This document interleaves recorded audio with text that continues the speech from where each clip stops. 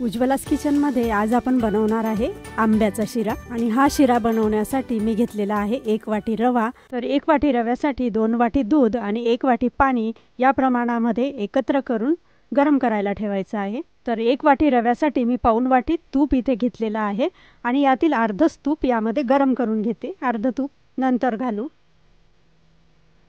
आणि यामध्ये हा पूर्ण वाटीभर रवा घालायचा आणि चांगला खमंग असा भाजून घ्यायचा आहे। तर अशा पद्धतीने रवा छान खमंग आणि फुलेपर्यंत भाजून घ्यायचा आहे, त्याचा कलरही बदलला पाहिजे इतपत भाजायचा। आता यामध्ये काही ड्रायफ्रूट्स घालते आहे, आवडीनुसार ड्रायफ्रूट घालावे। आता शिल्लक राहिलेलं तूप घालायचं आणि आता पुन्हा थोडं परतवून घ्यायचं।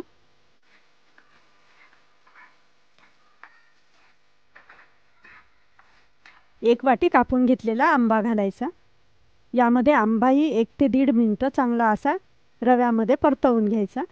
तर असा मॅश करून आंबा घातल्यामुळे त्याचा जो फ्लेवर आहे तो त्या शिऱ्यामध्ये आपल्याला खाताना जाणवतो। चांगला परतवून झाल्यावर यामध्ये दूध घालायचं गरम करून घेतलेलं। आता यातील सर्व दूध एका वेळी घालायचं नाही, थोडं थोडं दूध घालायचं, जेणेकरून तो रवा आपल्या चेहऱ्यावर उडणार नाही।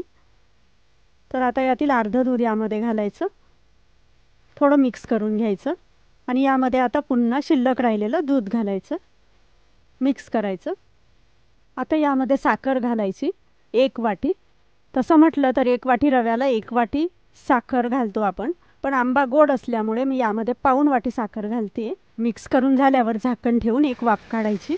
1 मिनिट झाल्यावर आपल्याला बघता येईल हा मस्त असा आंब्याचा शिरा बनून तयार झालेला आहे। यावर वेलची पूड घालायची, मिक्स करून सर्व करा।